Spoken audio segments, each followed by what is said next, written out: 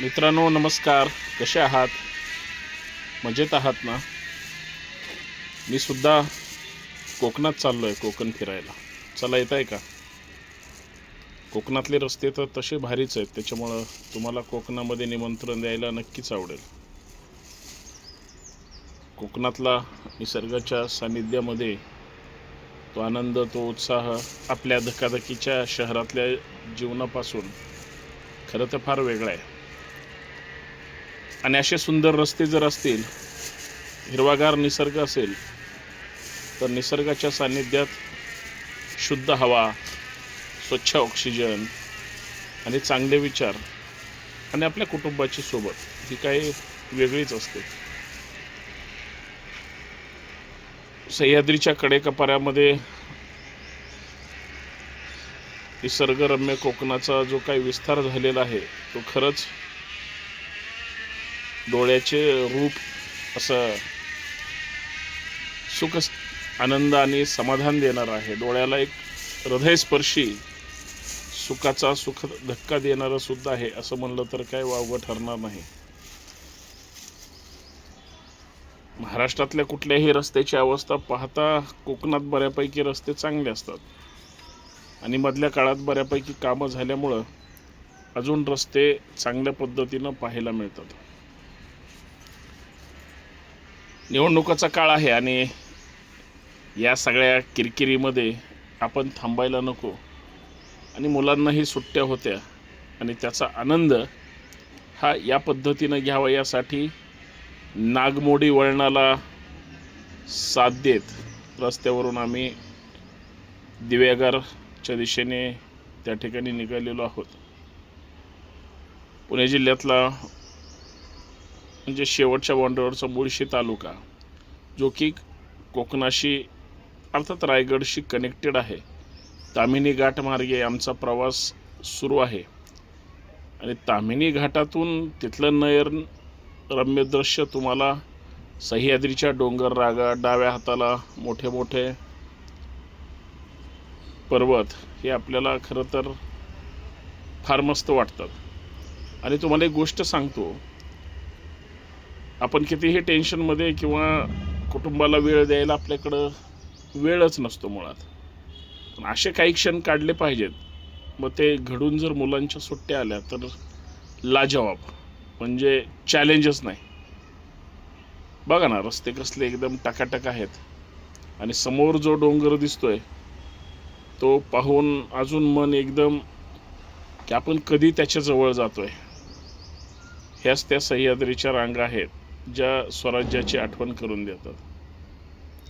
आणि अशाच पद्धतीनं आम्ही पुढं कोकणामध्ये मार्गक्रमण करत होतो.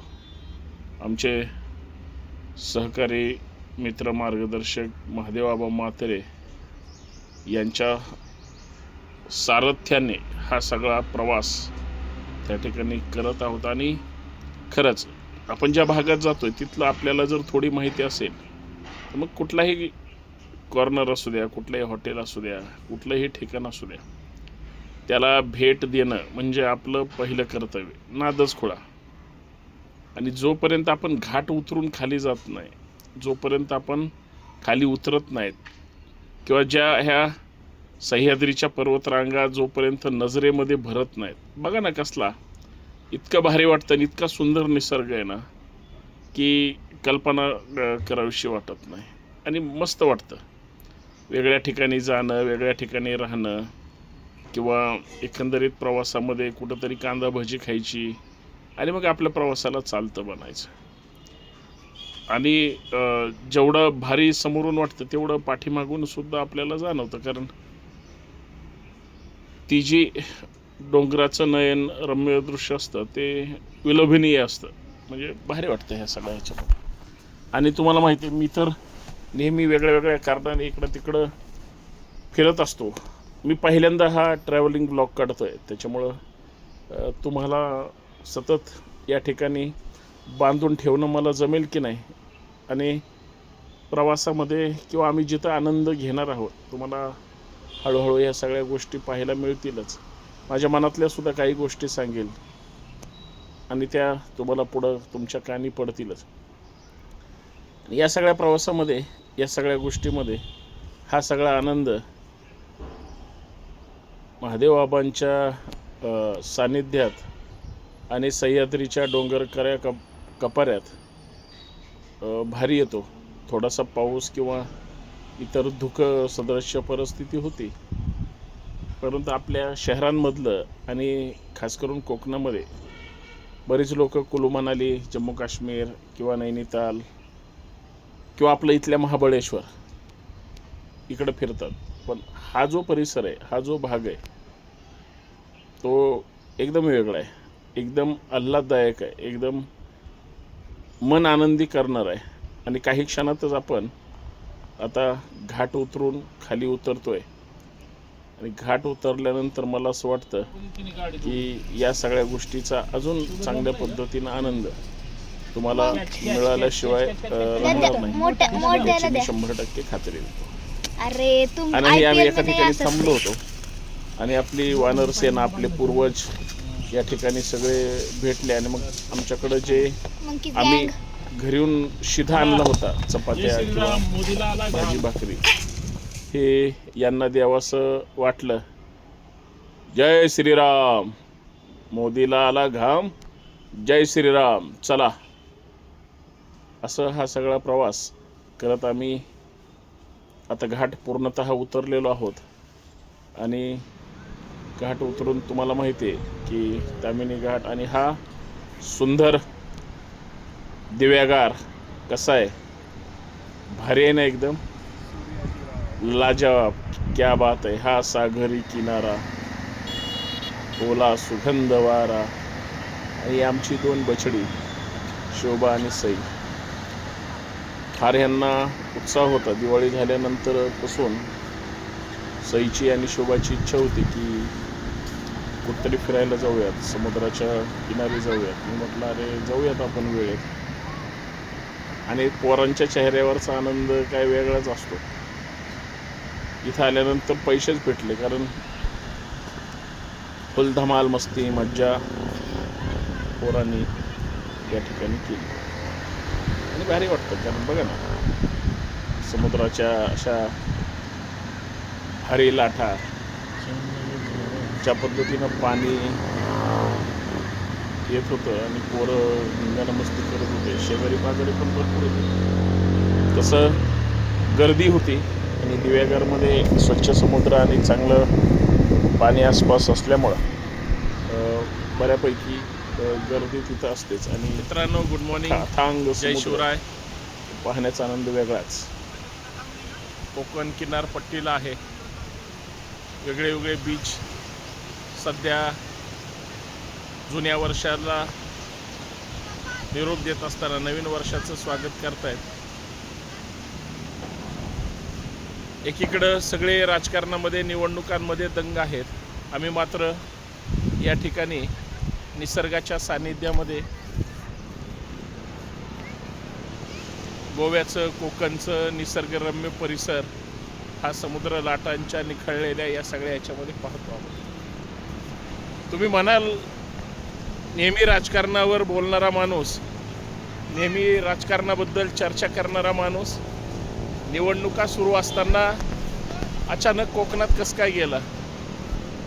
खरं तर सध्याचं राजकारण पाहता रोज स्वाभिमानाचा, निष्ठेचा खून होतोय. राजकारणाची जणू महाराष्ट्राच्या संस्कृतीची हत्या होते, हे मी जबाबदारीनं सांगतोय.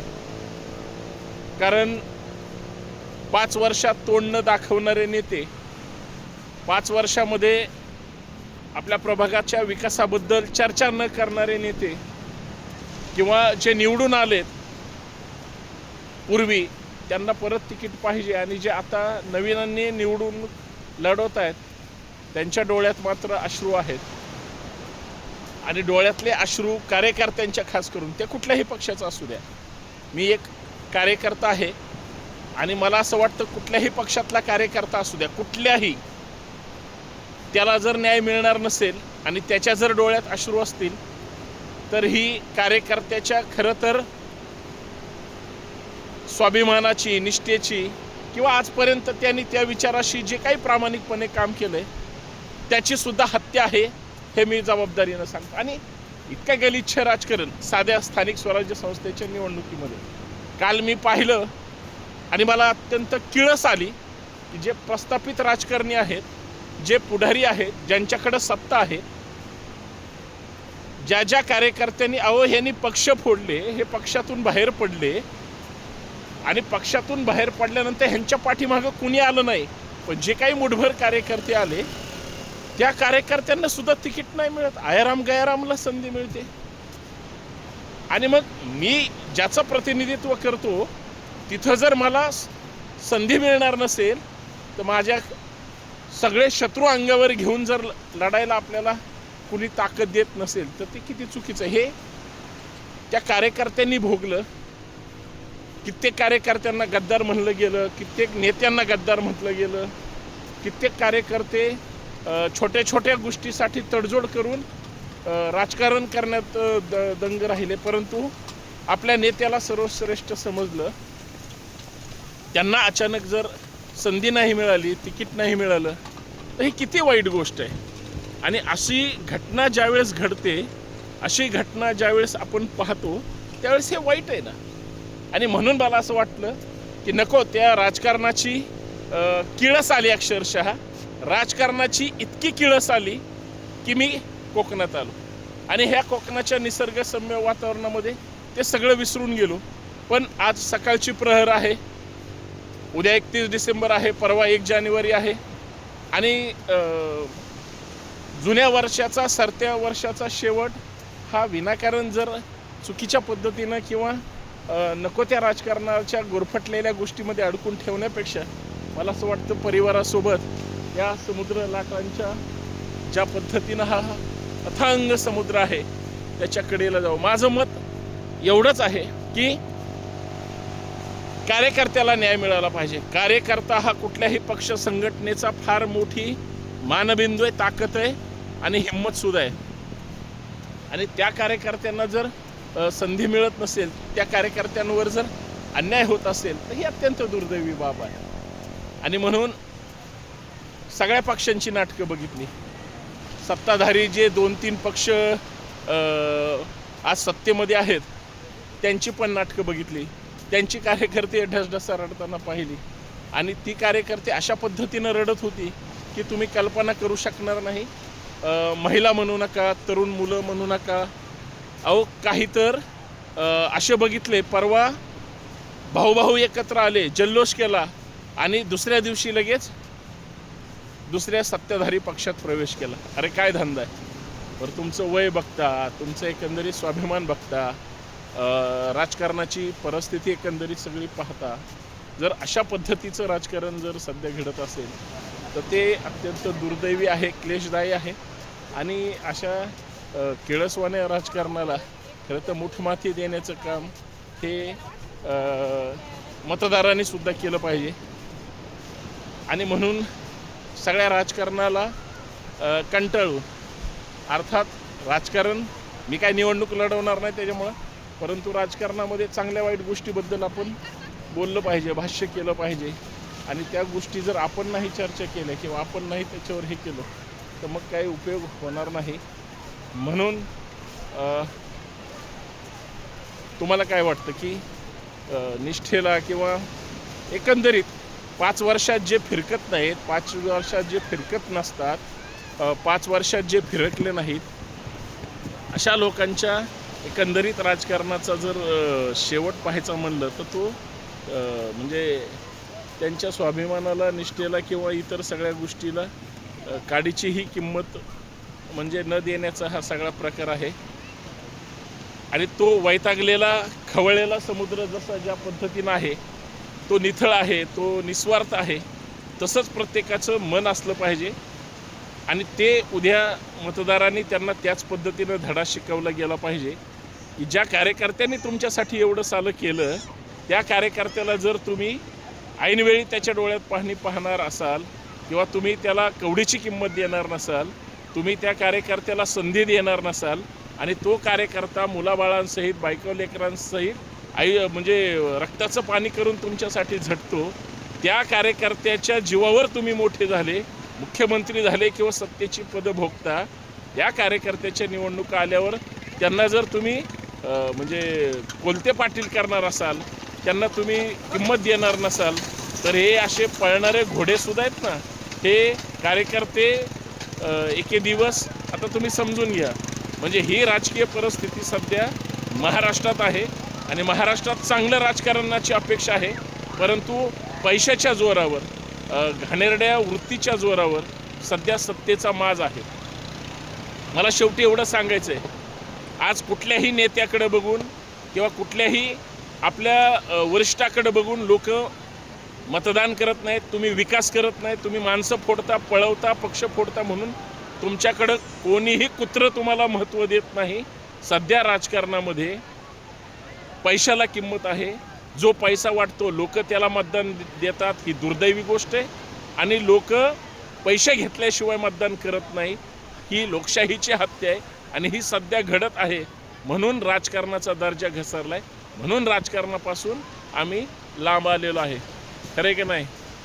विचारा या माणसाला राजकारणापासून इतका विट आला आहे की आता हे समुद्रामध्ये 13 एकर जमीन घेणार आहेत. चला आबा, काल महाराष्ट्रामध्ये जेवढे निष्ठावंत कार्यकर्ते होते, पक्षाने त्यांना तिकीट दिलं नाही, बिचारे इतके ढसाढसा रडत होते. महिला म्हणू नका, पुरुष म्हणू नका.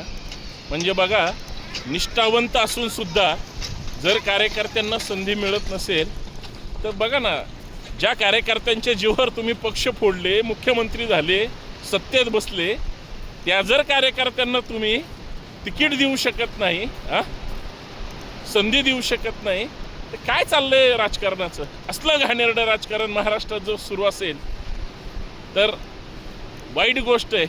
त्या बिचाऱ्या कार्यकर्त्यांचे दुःख आणि डोळ्यातले अश्रू पाहून वाईट वाटलं. जय शिवराय. कार्यकर्त्यांनो, निष्ठावंत मावळ्यासारखं राहा, स्वाभिमानानं जगा, लढा, पण लाचार होऊन डुप्लिकेट नेत्यांच्या आयुष्यात कधी संपर्कात राहू नका. जय शिवराय. Good morning. आणि असा प्रवास करत आम्ही नवरा बायको समुद्राच्या किनारी फिरत होतो. समुद्र दाखवत होतो, आमची जमीन समुद्रात गेली सांगत होतो, आणि या जीवावर सासऱ्याला सांगितलं होतं की आपली एवढी जमीन आहे बुवा. आणि मग मासेच्या ठिकाणी आलो. वेळगारमध्ये पलीकडं खाडीमध्ये सुंदर मासे मिळतात. पैसे भरपूर सांगतात, पण बघून घ्या. मस्त सुरमई आहे, कोळंबी आहे, पापलेट आहे. सुरमई ताजी ताजी मिळते. बरेच बार्गेनिंग केली आणि शेवटी आम्ही भरपूर मासे घेतलेच आणि परत आलो. धिंगाणा मस्ती करायला परत समुद्राच्या किनारे आलो. मग ओला सुगंध वारा, आई आणि मुलं पाण्याचा चांगला आनंद लुटतायत. दररोज घरात आपल्यावर ओरडण्यापेक्षा आता समुद्रात ओरडा, काय ओरडायचं इथं, काय धिंगाणा मस्ती घालायची ती घाला, पण मस्त आनंदी राहा. कसं आहे, भारी वाटलं पाहिजे. शिवबार कुठे सई यार, कुठे कुठे कुठे कुठे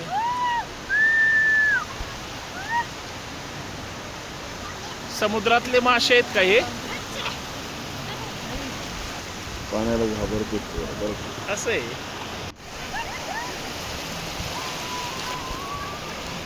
फक्त आनंद ही अशी गोष्ट आहे, सुख अशी गोष्ट आहे, समाधान अशी गोष्ट आहे की ते तुम्हाला फक्त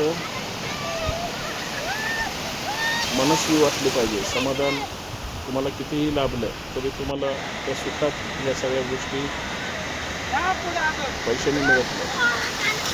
चांगले विचार, चांगले आचार्य आणि आपले चांगले सहकारी विश्वासाने ज्यावेळेस आपण माणसं जोडतो त्यावेळेस आपण गुंतून गेलेलो असतो. थोडा वेळ सुखात, बायका लेकरांना नाही वेळ द्यायचं तर कुणाला द्यायचं? बरं धिंगाणा मस्ती करतच होत्या, करत नव्हते, पण शेवटी पाण्यात आले. कारण शोभाचा आणि सईचा समुद्रात जो काही धिंगाणा होता ती आसपासची लोक सगळी बघत सईचं होती. पार त्यामुळे बुडबुड घागरे. पहिल्यांदा आलेत का काय समुद्रात. आणि आम्ही नेहमी कोकणात जर कुठे गेलो आतापर्यंत 7-8 वेळात गेलो असो, कुठल्याही समुद्रकिनारी आम्ही गेलो, पण दिवेगार सारखी मजा किंवा ती स्वच्छता पाण्याची ही दुसरीकडे कुठे नसते. हे बघा ना, हे दुष्काळी योगा प्राणायाम. आता इथं काय ध्यानला बसायची जागा आहे काही, पण बसले. योगेन चित्तस्य पदेन वाचा मलम शरीरस्य चैवद्यकेन गो गो गो गो फास्ट. ध्यानस्थ बसलेली बायको. आणि टार्गेट दिलं होतं मुलांना, पळत पळत जा. ती जी गर्दी आहे समोरची तिथपर्यंत पोरांना पळायला लावलं देन होतं. टर्न. पण ते Come निम्म्यामध्ये on, गेले fast. आणि ते जे लाल आहे दिसतंय तुम्हाला तिथून ते राऊंड मारून आले. तरी पण ते साधारणतः 300 मीटर पर्यंत होते. कमान कंटाळा करत कमान होती पोरं. कमान. तरी हे झूम करून आपण बघतो. आता हे चाललेत मॅडम समुद्राला तोडवत पळत आहेत, पर्यंत जात आहेत. बघूया, यांना बी टार्गेट दिलं होतं. बघा ना, समुद्राच्या कडे असं पळायची मजा काय वेगळीच असते पाण्यामध्ये. त्या काठीला राऊंड मारून यायला सांगितलं होतं. काठीला राऊंड मारून ते वापस येणार आहेत. खरं तर ती गर्दी पर्यंत जावं अशी अपेक्षा होती. Turn turn turn. टाकले आता तिथून राऊंड कम ऑन मारून फास्ट. येतील. कारण खरं तर तिथल्या वातावरणात आपण मॅच होऊ नाही शकत. आणि मॅच झालो तरी ते सहन होऊ शकत नाही. परत वापस आलेत पळत येत आहेत. म्हणजे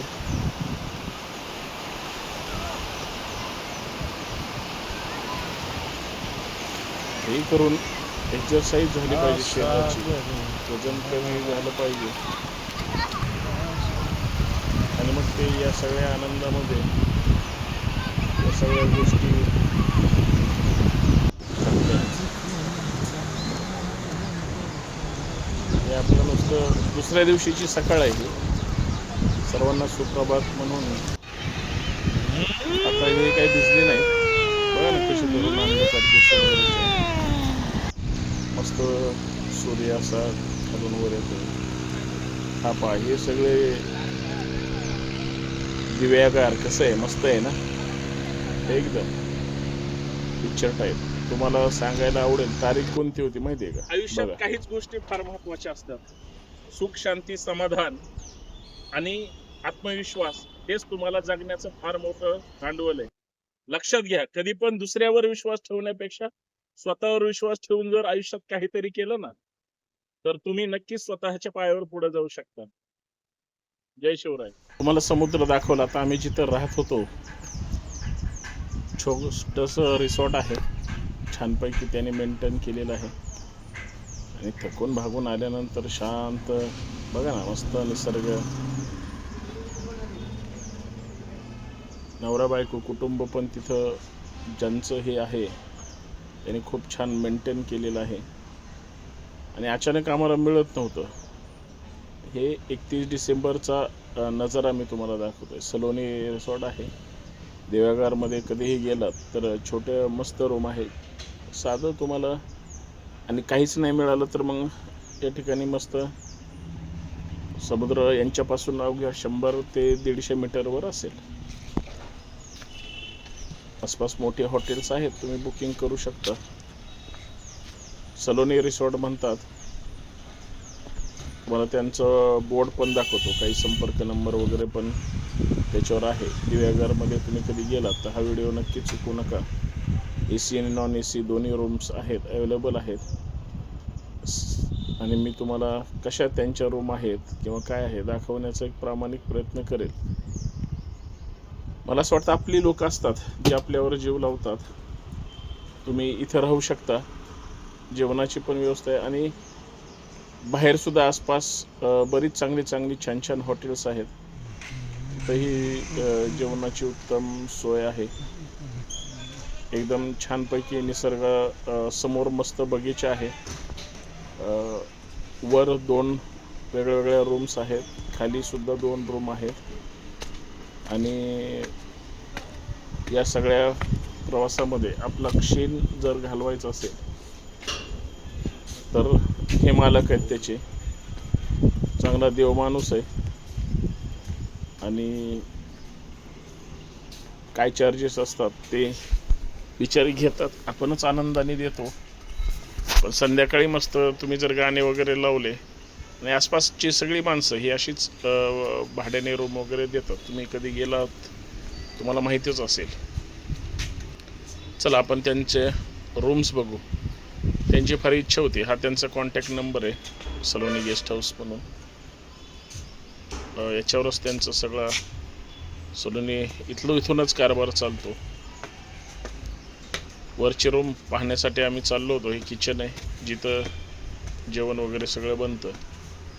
छोटासा जिना आहे वर जिन्याने गेल्यानंतर, आणि सतत स्वच्छता ही व्यवस्थित टापटीप असते. तुम्ही नवरा बायको जर असाल तर तुम्हाला आवडेल. मित्रांसोबत जर गेलात, नुसती म्हणजे जेंट्स वगैरे गेलात तरी रूम छान आहेत, साध्या आहेत. आणि इथे एक होती आत्ता आणि ही दुसरी वरची, हे वरच्या रूम्स आहेत. आणि इथून हा सगळा खालचा नजारा मी इथंच उभारून सुरुवात केली होती आणि वरून ही झाडी मस्त दिसते. छान आहे हे आमची गाडी. शोभा खालून हात करतोय. सगळ्यात महत्त्वाचं काय, नवरा बायकोंना मस्त आहे, म्हणजे एकदम टकाटक आहे. हे दुसरे रूम ज्याच्यामध्ये पसारा थोडा आमचा पडलेला होता, साधा आहे. आणि मग इथून खाली आम्ही गेल्यानंतर जिथं आम्ही खाली थांबलो होतो, मॅडम आमच्या वाट बघतायत खाली, आणि मग तिथून आम्ही जिथं राहत होतो त्या रूमसुद्धा खालची बाजू आहे ही झाडाच्या. जाऊ शकतो तिथं, काढू ना मग ते बागेचं अजून भारी होणार. इथं रात्री मी मस्त आवाज देतो ना नंतर जेवायला. पण तुम्ही तुमचं काय राष्ट्रीय कार्यक्रम असेल तर ते तिथे करू शकता. छोटासा झोका आहे, मग सुरुवातीला तुम्ही बघितलंच, नारळाची झाड आहेत. ही खालची रूम आहे जिथं आम्ही थांबलेलो होतो, आणि शेजारी दुसरी रूम आहे, ती पण रूम छान आहे. तिकडेच थांब, तिकडे बघू. बाहेर जाऊन सगळ्यांना उभा राहा फक्त पाहू शकतो. नाही हे ना मी पलीकडे तिथं उभा राहा वगैरे फक्त. पाठवतात. असू दे, चला, काही अडचण नाही. आता तुम्हाला मी गार्डन मध्ये घेऊन जातो छानपैकी. कसं आहे, सुपारीची बाग आहे समोरच आहे, एकदम मस्त फोटो सेशन करू शकता तिथं. वेगळी झाडं आहेत, फार जुनी आहेत, आणि या सलोनी रिसॉर्टच्या एकदम समोरच आहे. छान डेव्हलप केलेलं आहे. तेच आता तुम्हाला दाखवलेले नवरा बायको याची काळजी घेतात. खूप लांबपर्यंत आहे, जेणेकरून तुमचा चांगला विसावा होतो. इथं बसू शकता मागं. या काय नसतं, या. वेगवेगळी झाडं. कसं आहे, फिरण्यासाठी किंवा तो आनंद घेण्यासाठी इथं आम्ही बसलो होतो छानपैकी एन्जॉय करत मुलाबाळांसहित. हे महत्त्वाचं आहे. शोभा सई, त्यांची मम्मी सुपाऱ्या शोधतायत. शोभाला तर त्या झाडावर वर चढ म्हणलं होतं. सावकाश खाली बघ. इथून ते रिसॉर्ट दिसतं बघा समोरचं, दाखवतो. हे खाली पसारा आहे, त्यावरती समोर अशा पद्धतीनं या सगळ्या गोष्टी आहेत. झाडं खरं तर एकदा लावली, पाणी तर भरपूर असतंच, आनंददायी नजारा असतो तो लयच भारी असतो एकदम. म्हणजे तुम्हाला असं वाटणार की यार मी कुठं आलोय. हे काहीतरी नेते मागे म्हणले होते, कोकण म्हणजे मिनी शंघाय करून टाकू. खरंच जसं पुण्यामध्ये भर वेल्ल्याला मिनी कोकण म्हणतात, आणि हे असं प्रत्यक्ष कोकणात गेल्यानंतर तर भारीच कोकणची आठवण येते. हे बघा कसे फिरतात बघा. शिवबाग शोधतोय काहीतरी गार्डन मध्ये. अर्थात ॲक्च्युली हे मोकळी जागा आहे. इथं कदाचित ते काहीतरी डेव्हलप करू शकतात. मॅडम सुपारी पाडत आहेत. बऱ्याच सुपाऱ्या यांनी गोळा केलेल्या होत्या.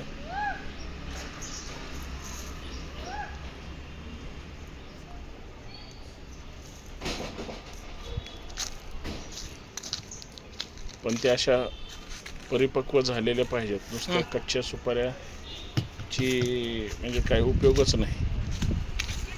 पुढं जाऊया आतमध्ये जरा आपण. मजा येते जरा आतमध्ये. अरे वाह क्या बात आहे, छान आहे. हो. छोटंसं भरपूर अशी नारळ. नारळाची, सुपाराची, नारळ कोकणात झाडं, म्हणल्यावर कोकणात केळी सहित. नारळाच्या झाडाखाली नारळच मिळणार, पण ती छोटे मिळणार शहाळे टाईप. ते बघा महादेव म्हातेरे पलीकडं सगळे झाडं मोजतायत मला वाटतं. काय करते? असं आहे ते सगळं बरं कसं पडतंय, आहे होय. सुंदर.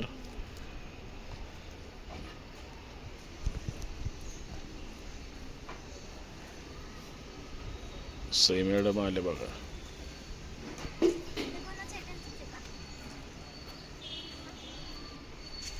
हे एक झाड असं आडवं पडलेलं आहे नाही का. दाखवतोय यांना, तुम्हाला पण बघून घे. कसं आहे छानच. माझं तर मत चांगलंच निसर्ग आहे हेच म्हणणं आहे. पण निसर्गाच्या सानिध्यात चांगला हे करू शकता, म्हणजे निसर्गात फिरू शकता.